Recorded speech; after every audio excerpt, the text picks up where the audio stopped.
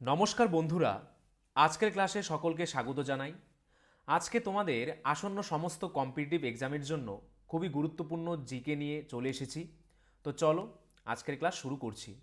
দেখো আমাদের প্রথম প্রশ্ন কি রয়েছে, সবচেয়ে হালকা নিষ্ক্রিয় গ্যাস কোনটি? নিষ্ক্রিয় গ্যাসগুলির মধ্যে সবচেয়ে হালকা নিষ্ক্রিয় গ্যাস কোনটি? অ্যান্সারটি হয়ে যাবে অপশন সি, হিলিয়াম। হিলিয়াম হলো নিষ্ক্রিয় গ্যাসগুলির মধ্যে সবচেয়ে হালকা এবং মহাবিশ্বের দ্বিতীয় সবচেয়ে বেশি উপাদান। সূর্য প্রতি সেকেন্ডে কয়েক মিলিয়ন টন হিলিয়াম উৎপন্ন করে। এবার আমরা কিছু উল্লেখযোগ্য ধাতু এবং গ্যাস সম্পর্কে জেনে নেব। কি রয়েছে দেখো, স্বাভাবিক উষ্ণতায় তরল ধাতুর নাম কি? পারদ। স্বাভাবিক উষ্ণতায় একটি তরল অধাতু হল ব্রোমিন। ভূপৃষ্ঠের সর্বাধিক উপস্থিত মৌলটির নাম কি? অক্সিজেন। ভূপৃষ্ঠে সর্বাধিক উপস্থিত ধাতু কোনটি? অ্যালুমিনিয়াম। বায়ুমণ্ডলে সর্বাধিক উপস্থিত মৌলটির নাম কি? নাইট্রোজেন। মহাকাশের সর্বাধিক উপস্থিত মৌলটির নাম কি? হাইড্রোজেন। সবচেয়ে হালকা ধাতুর নাম কি? লিথিয়াম। সবচেয়ে হালকা গ্যাস কোনটি? হাইড্রোজেন। সবচেয়ে ভারী গ্যাস কোনটি? রেডন। কঠিনতম মৌলিক পদার্থ কোনটি? হীরক, কার্বনের একটি রূপভেদ। অক্সিজেন সিলিন্ডারে অক্সিজেনের সঙ্গে কি মিশ্রিত থাকে? অ্যান্সারটি হয়ে যাবে হিলিয়াম মিশ্রিত থাকে।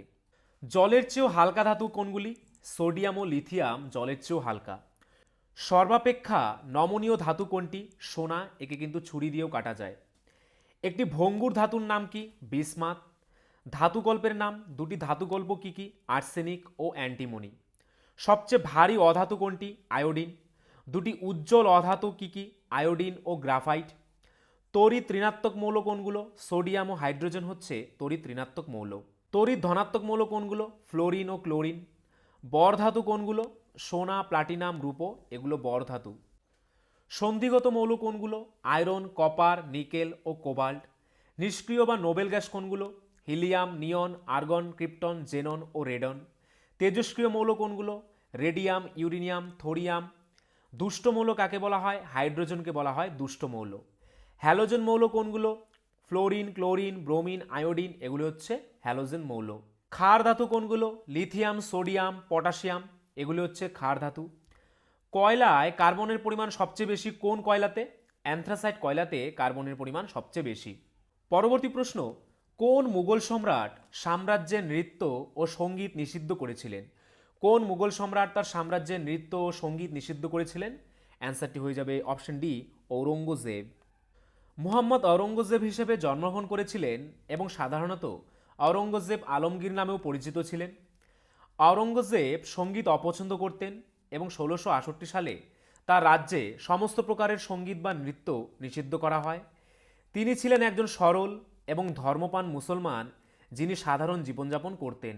তিনি কখনও বিবাহের বাইরে নারীদের সাথে জড়িত হননি। অন্য শাসকদের থেকে তিনি একদম আলাদা ছিলেন। তার কেবল একজন স্ত্রী ছিল। তিনি ছিলেন একনিষ্ঠ উপাসক এবং এভাবে তিনি জিন্দাপীর নামে পরিচিত হন।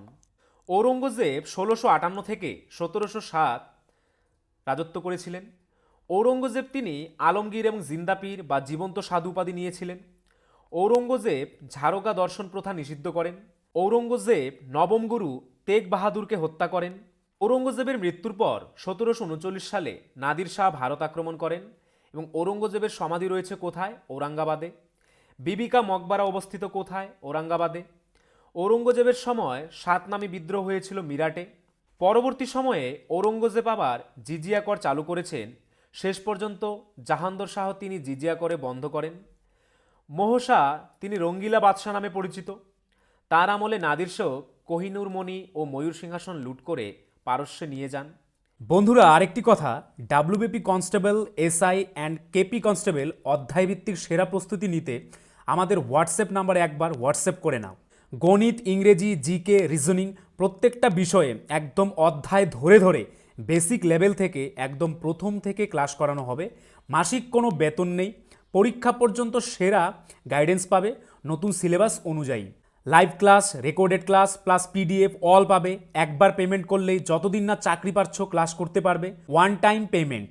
5 জন আলাদা আলাদা টিচার্সের মাধ্যমে তোমাদের প্রত্যেকটি সাবজেক্ট ধরে ধরে অঙ্ক একদম যারা কিছুই বুঝতে পারো না তাদের জন্য জলের মতো সহজ করে বুঝিয়ে দেওয়া হবে। আমাদের কলকাতা পুলিশের এসআইতে আমরা 95% হুবহু প্রশ্ন কমন দিয়েছি প্রমাণসহ। সেই কমনের প্রমাণ পেতে তোমরা জয়েন করে নাও আমাদের টেলিগ্রাম চ্যানেলে বেঙ্গলি নলেজ একাডেমিতে, লিঙ্ক ইন ডেসক্রিপশন। এটি আমাদের 7 নম্বর ব্যাচ। প্রথম 100 জন 30% ডিসকাউন্ট পাবে। প্রথম 100 জন 30% ডিসকাউন্ট পাবে। তাই ভাই, তোমার যদি একটি সিট এনি হাউ চাই, যেহেতু পশ্চিমবঙ্গ পুলিশ এবং কলকাতা পুলিশ দুটো ভ্যাকেন্সি বেরিয়েছে, তাই একটিতে না একটিতে কিন্তু তোমার হবেই এবার। যদি আমাদের কাছে প্রস্তুতি নাও, 95% হুবহু কমন দেওয়ার দায়িত্ব আমাদের। তোমরা শুধু পড়াশোনা করবে। তো প্রস্তুতি নিতে হলে কিন্তু স্ক্রিনে দেওয়া নাম্বারে একবার অবশ্যই হোয়াটসঅ্যাপ করে নাও। একদম বেসিক থেকে ধরে ধরে প্রথম থেকে সমস্ত ক্লাস করানো হবে। দ্বিতীয় আকবর শাহ রাজা রামমোহন রায়কে রাজা উপাধি দিয়েছিলেন। তাহলে রাজা রামমোহন রায়কে কে রাজা উপাধি দিয়েছিলেন? দ্বিতীয় আকবর শাহ। শেষ মুঘল সম্রাটের নাম দ্বিতীয় বাহাদুর শাহ।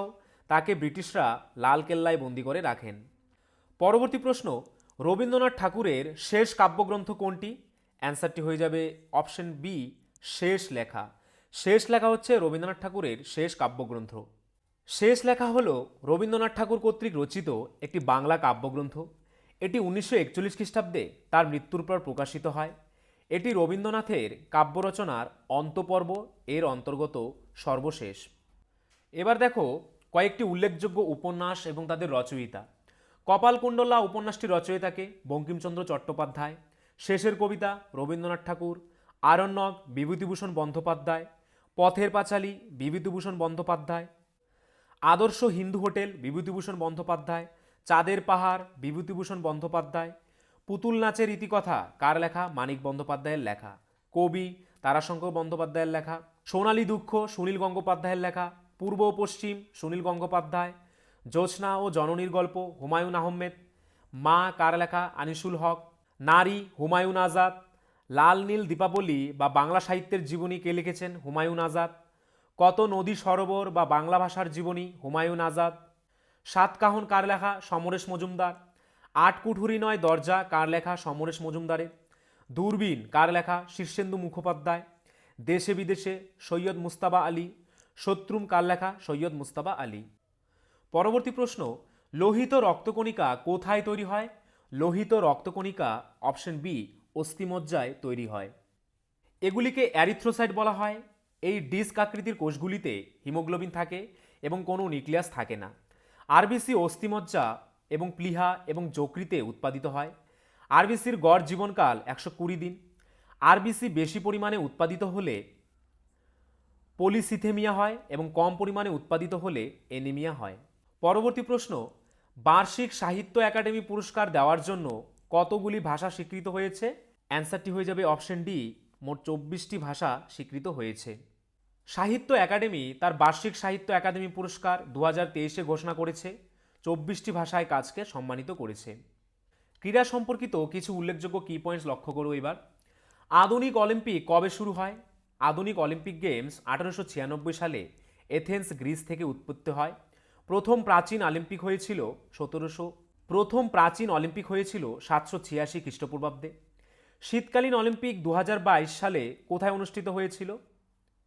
চীনের বেইজিং শহরে 24তম অলিম্পিক অনুষ্ঠিত হলো। 2026 সালে অলিম্পিক কোথায় অনুষ্ঠিত হবে? ইতালির মিলান ও কার্টিয়াতে অনুষ্ঠিত হবে শীতকালীন অলিম্পিক। ফিল্মফেয়ার পুরস্কার প্রথম কবে থেকে দেওয়া শুরু হয়? 1954 সাল থেকে। ভারতরত্ন সম্মান কবে থেকে প্রথম দেওয়া শুরু হয়? 1954 সাল থেকে।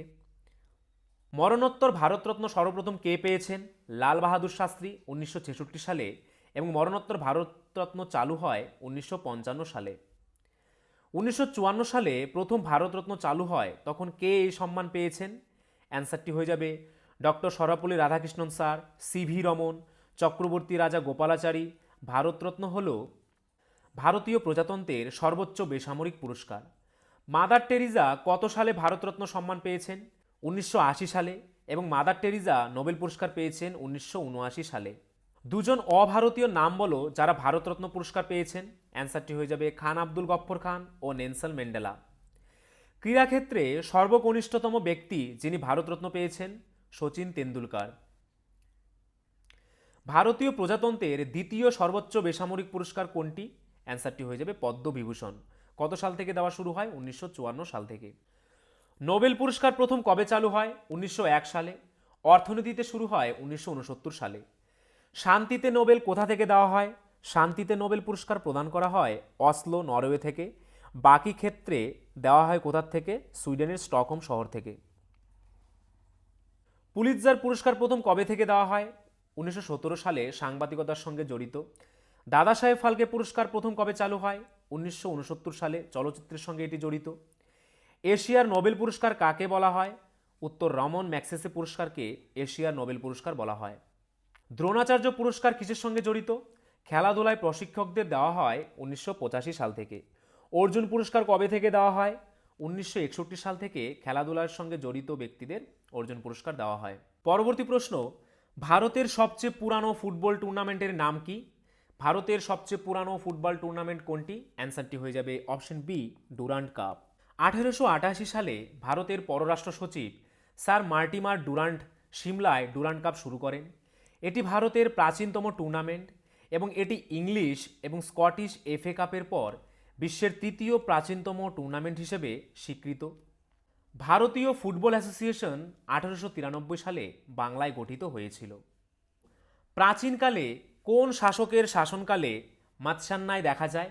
প্রাচীনকালে কোন শাসকের শাসনামলে মাৎস্যান্যায় দেখা যায়? অ্যান্সারটি হয়ে যাবে অপশন সি, শশাঙ্কের শাসনকালে। সংস্কৃত শব্দ মাৎস্যান্যায় বলতে আইন শৃঙ্খলা বজায় রাখার মতো শক্তিশালী শাসন ক্ষমতার অভাবে সমাজের বিশৃঙ্খলা অবস্থাকে বোঝানো হয়। মাছের রাজ্যে যেমন বড় মাছগুলো ছোট মাছদের ধরে খায়, তেমনি রাজবিহীন রাজ্যে প্রভাবশালীরা দুর্বলদের ওপর নির্মম অত্যাচার চালায়। এই অবস্থাকে বোঝাতেই মাৎস্যান্যায় শব্দটি ব্যবহৃত হয়েছে। রাজা শশাঙ্কের মৃত্যুর পর থেকে পাল রাজবংশের অভ্যুদয়ের পূর্ব পর্যন্ত সময়কালকে মাৎস্যান্যায় বলা হয়। পরবর্তী প্রশ্ন, মোট কতজন সদস্য নিয়ে অর্থ কমিশন গঠিত হয়? অ্যান্সারটি হয়ে যাবে অপশন সি, মোট 5 জন সদস্য নিয়ে অর্থ কমিশন গঠিত হয়। সংবিধান অনুযায়ী কমিশন প্রতি 5 বছর অন্তর নিযুক্ত হয়। এতে একজন চেয়ারম্যান এবং 4 জন সদস্য থাকে। পরবর্তী প্রশ্ন, ভারতের একটিমাত্র শুল্কমুক্ত বন্দর কোনটি? ভারতের একটিমাত্র শুল্কমুক্ত বন্দর কোনটি? অ্যান্সারটি হয়ে যাবে অপশন এ, কান্দালা। কান্দালা হচ্ছে ভারতের একটিমাত্র শুল্কমুক্ত বন্দর। তারপর দেখো কিছু উল্লেখযোগ্য বন্দর এবং কোথায় অবস্থিত। হলদিয়া বন্দর কোথায় অবস্থিত? পশ্চিমবঙ্গে। পারাদ্বীপ বন্দর উড়িষ্যা। কান্দালা বন্দর গুজরাট। মারমাগাঁও বন্দর গোয়া। কোচি বন্দর কেরলে অবস্থিত। জওহরলাল নেহেরু বন্দর মহারাষ্ট্রে। তুতুকোরিন বন্দর তামিলনাড়ুতে। Port Blair Andaman. এন্নোর বন্দর তামিলনাড়ুতে। চেন্নাই বন্দর তামিলনাড়ুতে। নিউ ম্যাঙ্গালোর বন্দর কোথায় অবস্থিত? কর্ণাটকে। মুম্বাই বন্দর কোথায় অবস্থিত? মহারাষ্ট্রে অবস্থিত। পরবর্তী প্রশ্ন, অ্যাসিটিক অ্যাসিডের লঘু জলীয় দ্রবণটির নাম কি? অ্যাসিটিক অ্যাসিডের লঘু জলীয় দ্রবণকে কি বলা হয়? অ্যান্সারটি হয়ে যাবে অপশন এ, ভিনিগার বলা হয়। অ্যাসিটিক অ্যাসিড, যাকে ইথানোয়িক অ্যাসিডও বলা হয়, যা কার্বক্সিলিক অ্যাসিডগুলির মধ্যে সবচেয়ে গুরুত্বপূর্ণ। প্রাকৃতিক কার্বোহাইড্রেটের সন্ধান এবং জারণ দ্বারা উৎপাদিত অ্যাসিডিক অ্যাসিডের একটি লঘু দ্রবণকে ভিনিগার বলে। পরবর্তী প্রশ্ন, চতুরাশ্রম কোন যুগে প্রচলিত ছিল? অ্যান্সারটি হয়ে যাবে অপশন এ, বৈদিক যুগে প্রচলিত ছিল। 4টি আশ্রম পদ্ধতির লক্ষ্য ছিল খ্রিস্টপূর্ব 4র্থ শতাব্দীতে ব্রাহ্মণ্য সমাজে ত্যাগকে একীভূত করা। প্রাথমিকভাবে এটি তরুণ প্রাপ্তবয়স্কদের 4টি জীবনব্যাপী পথের প্রস্তাব দিয়েছিল: পোস্ট বৈদিক দীক্ষা, ব্রহ্মচর্য যেটি ছাত্র, গৃহস্থ জীবন, বানপ্রস্থ অর্থাৎ অরণ্য পথচারী বা বনবাসী, এবং সন্ন্যাস যা হচ্ছে কি ত্যাগ করা। পরবর্তী প্রশ্ন, বায়ুমণ্ডলের কোন স্তরকে ওজোনোস্ফিয়ারও বলা হয়? বায়ুমণ্ডলের কোন স্তরকে ওজোনোস্ফিয়ারও বলা হয়? অ্যান্সারটি হয়ে যাবে অপশন সি, বায়ুমণ্ডলের স্ট্র্যাটোস্ফিয়ারকে ওজোনোস্ফিয়ারও বলা হয়। ওজোন স্তর, যাকে ওজোনোস্ফিয়ারও বলা হয়, ওপরের বায়ুমণ্ডলের একটি অঞ্চল পৃথিবী পৃষ্ঠ থেকে প্রায় 15 থেকে 35 কিমি ওপরে, যেখানে ওজোন অণুর তুলনামূলকভাবে উচ্চ ঘনত্ব রয়েছে। বায়ুমণ্ডলের প্রায় 90% ওজোন স্ট্র্যাটোস্ফিয়ারে থাকে। এই অঞ্চলটি পৃথিবী পৃষ্ঠের উপরে 10 থেকে 18 কিমি থেকে আনুমানিক 50 কিমি পর্যন্ত বিস্তৃত। এবার আমরা দেখে নেব বায়ুমণ্ডলের বিভিন্ন স্তর। প্রথমে কি রয়েছে? ট্রোপোস্ফিয়ার, সবচেয়ে নিচের স্তর, যেখানে ঝড় বৃষ্টি বজ্রপাত কুয়াশা ইত্যাদি হয়। তারপরে কি রয়েছে? স্ট্র্যাটোস্ফিয়ার, বায়ুমণ্ডলের দ্বিতীয় উচ্চতম স্তর, যেখানে অতিবেগুনি রশ্মি দেখতে পায়। এটি ওজোনোস্ফিয়ার নামে পরিচিত। এখানে ওজোন গ্যাসের ঘনত্ব সবচেয়ে বেশি। তারপর কি রয়েছে থার্মোস্ফিয়ার বা আয়োনোস্ফিয়ার, এখানে বেতার তরঙ্গ প্রতিফলিত হয় এবং মেরুজ্যোতি দেখা যায়। তারপর রয়েছে এক্সোস্ফিয়ার, যেটি বায়ুমণ্ডলের সর্বোচ্চ স্তর। পরবর্তী প্রশ্ন, বায়োগ্যাসের প্রধান উপাদান কোন গ্যাস? বায়োগ্যাসের প্রধান উপাদান কোন গ্যাস? অ্যান্সারটি হয়ে যাবে option B, methane gas. Biogas প্রাথমিকভাবে মিথেন গ্যাস দ্বারা গঠিত, যা বায়োগ্যাসের প্রধান উপাদান। মিথেন গ্যাস বায়োগ্যাসের প্রায় 50 থেকে 75% তৈরি করে, বাকি 25 থেকে 50% কার্বন ডাইঅক্সাইড, জলীয় বাষ্প এবং অন্যান্য গ্যাসের ট্রেস পরিমাণ দ্বারা গঠিত। বায়োগ্যাস একটি বায়বীয় নবায়নযোগ্য শক্তির উৎস। পরবর্তী প্রশ্ন, ফারুকশিয়ারের ফরমান কত সালে অনুষ্ঠিত হয়? ফারুকশিয়ারের ফরমান কত সালে অনুষ্ঠিত হয়? অ্যান্সারটি হয়ে যাবে অপশন বি, 1717 খ্রিস্টাব্দে ফারুকশিয়ারের ফরমান অনুষ্ঠিত হয়। ফারুকশিয়ার ছিলেন 1713 থেকে 1719 সাল পর্যন্ত দশম মুঘল সম্রাট। 1717 সালে তার ফরমান জারি করা হয়। এটি ছিল ইংরেজ ইস্ট ইন্ডিয়া কোম্পানিকে একটি অনুদান প্রদানকারী ছাড় এবং তাদের করমুক্ত একচেটিয়া বাণিজ্যের অনুমতি দেয়, বিশেষ করে বাংলা, বিহার এবং উড়িষ্যায়। পরবর্তী প্রশ্ন, গরুর দুধে কি থাকার জন্য দুধের রং ঈষৎ হলদে হয়? গরুর দুধে কি থাকার জন্য দুধের রং ঈষৎ হলদে রঙের হয়? অ্যান্সারটি হয়ে যাবে অপশন এ, ক্যারোটিন থাকার জন্য। ক্যারোটিনের উপস্থিতির কারণে গরুর দুধের রং কিছুটা হলুদ হয়। ক্যারোটিন একটি চর্বি দ্রবণীয় যৌগ এবং এটি শুধুমাত্র দুধের হলুদ রং নয়, ক্রিম, মাখন, ঘি এবং অন্যান্য চর্বিযুক্ত দুগ্ধজাত দ্রব্যের জন্য দায়ী। দুধের রঙে অবদান রাখার পাশাপাশি ক্যারোটিন ভিটামিন এ এর অগ্রদূত এবং অ্যান্টিঅক্সিডেন্ট হিসেবে কাজ করে। পরবর্তী প্রশ্ন, লু ও আঁধি সাধারণত কোন ঋতুতে দেখা যায়? লু এবং আঁধি সাধারণত গ্রীষ্মকালে দেখা যায়। অ্যান্সারটি হয়ে যাবে অপশন সি, গ্রীষ্মকালে। পরবর্তী প্রশ্ন, মানবদেহে পাচকরস রূপে কোন অ্যাসিড নিঃসৃত হয় বা মানবদেহের পাকস্থলিতে কোন অ্যাসিড থাকে? অ্যান্সারটি হয়ে যাবে অপশন সি, HCl বা হাইড্রোক্লোরিক অ্যাসিড। মানুষের পাচনতন্ত্রের মধ্যে রয়েছে মুখ, গলবিল, অন্ননালী, পাকস্থলী, ক্ষুদ্রান্ত এবং বৃহদান্ত, মলদ্বার এবং মলছিদ্র। এর মধ্যে লালাগ্রন্থি, যকৃৎ, গলব্লাডার এবং অগ্নাশয় অন্তর্ভুক্ত রয়েছে। এই অঙ্গগুলি পরিপাক রস এবং উৎসেচক তৈরি করে, যা শরীরকে খাদ্য এবং তরল হজম করতে সহায়তা করে।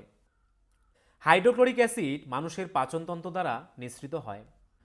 পরবর্তী প্রশ্ন, কে ভারতীয় সেনাবাহিনীতে গ্রিসযুক্ত কার্তুজ সহ এনফিল্ড রাইফেল চালু করেছিলেন, যা 1857 সালের বিপ্লব ঘটায়? কে ভারতীয় সেনাবাহিনীতে এনফিল্ড রাইফেল চালু করেছিলেন, যা 1857 সালের বিপ্লব ঘটায়? অ্যান্সারটি হয়ে যাবে option A, Henry Hardinge. Henry Hardinge, যিনি 1844 থেকে 1848 সাল পর্যন্ত ভারতের গভর্নর জেনারেল ছিলেন। গভর্নর জেনারেল হিসেবে সেনাবাহিনীর সরঞ্জাম আধুনিকীকরণে চেষ্টা করেছিলেন। তিনি ভারতীয় সেনাবাহিনীতে গ্রিসযুক্ত কার্তুজ সহ এনফিল্ড রাইফেল প্রবর্তন করেন। সেনাবাহিনীতে নতুন এনফিল্ড রাইফেলের প্রবর্তন 1857 সালের বিপ্লবের তাৎক্ষণিক কারণ হয়ে ওঠে। এই রাইফেলের কার্তুজের ওপরের অংশটি রাইফেলে লোড করার আগে মুখ দিয়ে সরিয়ে ফেলতে হয়েছিল। কার্তুজগুলি শূকর ও গরুর চর্বি দ্বারা গ্রিস করা হয়েছিল।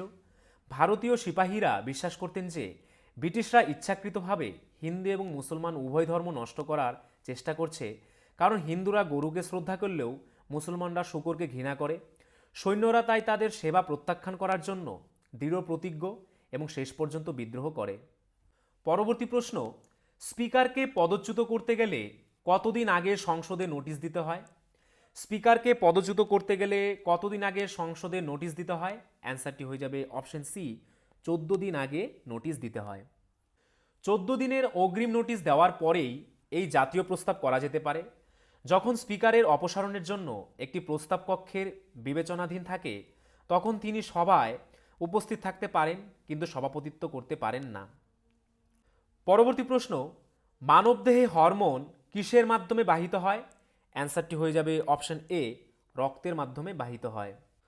পরবর্তী প্রশ্ন, কার রাজত্বকালে ভারতীয় উপমহাদেশের সবচেয়ে বড় আদিনা মসজিদ নির্মাণ করা হয়েছিল?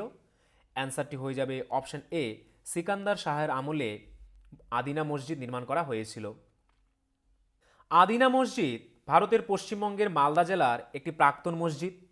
এটি ভারতীয় উপমহাদেশ তার ধরনের বৃহত্তম কাঠামো ছিল এবং সিকান্দার শাহ কর্তৃক বঙ্গীয় সালতানাতের সময় এটি রাজকীয় মসজিদ হিসেবে নির্মিত হয়েছিল, যাকেও ভিতরে সমাহিত করা হয়েছে। তারপর দেখো, লোদি রাজবংশের কোন শাসক আগ্রা শহর প্রতিষ্ঠা করেছিলেন? সিকান্দার লোদি। তিনি 1458 সালের 17 জুলাই জন্মগ্রহণ করেন। তার আসল নাম ছিল নিজাম খান। তিনি দিল্লির সুলতান বহুলুল লোদির দ্বিতীয় পুত্র ছিলেন।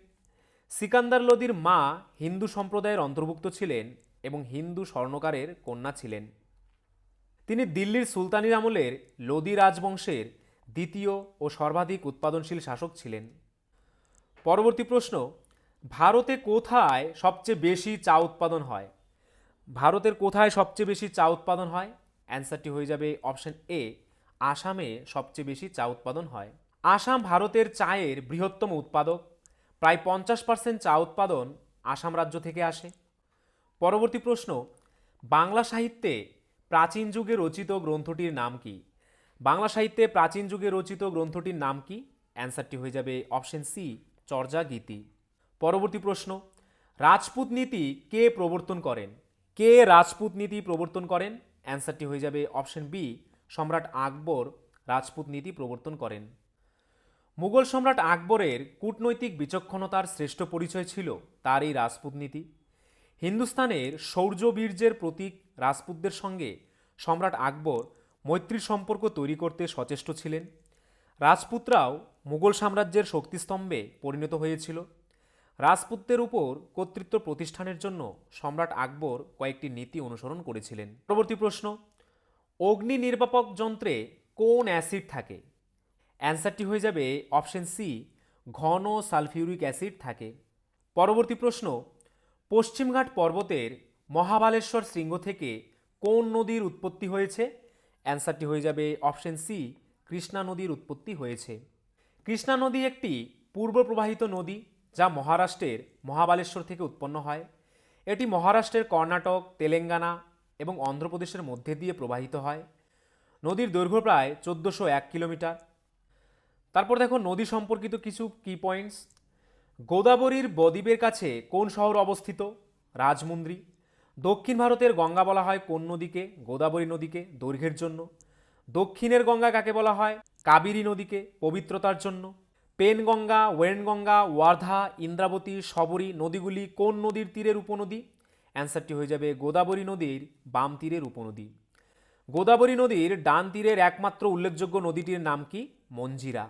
কৃষ্ণা নদীর উৎপত্তিস্থলের নাম করো। পশ্চিমঘাট পর্বতের মহাবালেশ্বর শৃঙ্গ।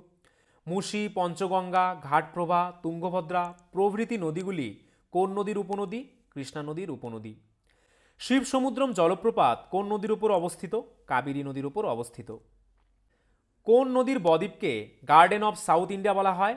কাবেরী নদীর বদ্বীপকে গার্ডেন অফ সাউথ ইন্ডিয়া বলা হয়। হেমাবতী, সুবর্ণলতা, ভবানী, লক্ষণতীর্থ নদীগুলি কোন নদীর উপনদী? কাবেরী নদীর। চিত্রকূট জলপ্রপাত কোন নদীর উপর অবস্থিত? ইন্দ্রাবতী নদীর ওপর। কাবেরী নদীর দক্ষিণে কোন নদীটি প্রবাহিত হয়েছে? ভাইগাই নদী। গঙ্গা নদীর মোট দৈর্ঘ্যের কত কিমি ভারতে প্রবাহিত হয়েছে? 2021 কিমি। যমুনা, সোন, ঘরঘরা, রামগঙ্গা, গণ্ডক, কোশি প্রভৃতি নদীগুলি কোন নদীর উপনদী? গঙ্গা নদীর উপনদী। ঋষিকেশ, হরিদ্বার, কানপুর, এলাহাবাদ, বারাণসী, পাটনা প্রভৃতি শহরগুলি কোন নদীর তীরবর্তী শহর? গঙ্গা নদীর তীরবর্তী শহর। বৃহত্তম শহর হচ্ছে কানপুর এবং আধুনিক পাটনা প্রতিষ্ঠা করেন কে? শেরশাহ। সিন্ধু নদের গতিপথে ভারতের মোট কয়টি রাজ্য অবস্থিত? একটি, এবং সেটির নাম কি? জম্মু ও কাশ্মীর। শ্রীনগর কোন নদীর তীরবর্তী শহর? বিতস্তা নদীর। মানালি ও লুধিয়ানা শহর দুটি কোন নদীর তীরে গড়ে উঠেছে? যথাক্রমে বিপাশা ও শতুদ্র নদীর মাঝে। যথাক্রমে বিপাশা ও শতুদ্র নদীর তীরে। তিস্তা, বুড়িডিহং, ধানসিঁড়ি, মানস, সুবর্ণশিরি নদীগুলি কোন নদীর উপনদী? ব্রহ্মপুত্র নদীর উপনদী। গুয়াহাটি, ডিব্রুগড়, তেজপুর শহরগুলি কোন নদীর তীরবর্তী শহর? ব্রহ্মপুত্র নদীর তীরবর্তী শহর। পশ্চিমবঙ্গের ত্রাসের নদী কাকে বলা হয়? তিস্তা নদীকে। পশ্চিমবঙ্গ ও আসামকে পৃথক করেছে কোন নদী? সংকোশ নদী। পশ্চিমবঙ্গের পশ্চিমতম নদীর নাম কি? মহানন্দা। ক্যানিং কোন নদীর তীরে অবস্থিত? মাতলা নদীর তীরে অবস্থিত। মুন্ডেশ্বরী কোন নদীর শাখা নদী? দামোদর নদীর শাখা নদী। কালজানি কোন নদীর উপনদী? তোরসার। তিস্তা ও তোরসার মাঝে কোন নদী প্রবাহিত হয়েছে? জলঢাকা। পশ্চিমবঙ্গের মালভূমি অঞ্চলের প্রধান নদী কোনটি? দামোদর। কোন নদী দুটির মিলিত প্রবাহ রূপনারায়ণ? দ্বারকেশ্বর ও শিলাবতী নদীর মিলিত প্রবাহ রূপনারায়ণ নামে পরিচিত। পরবর্তী প্রশ্ন, মাতঙ্গিনী হাজরা কোন আন্দোলনে সক্রিয় অংশগ্রহণ করেছিলেন? অ্যান্সারটি হয়ে যাবে অপশন সি, ভারত ছাড়ো আন্দোলনে মাতঙ্গিনী হাজরা সক্রিয় অংশগ্রহণ করেছিলেন। ভারতীয় অর্থনীতির প্রথম খাত কোনটি?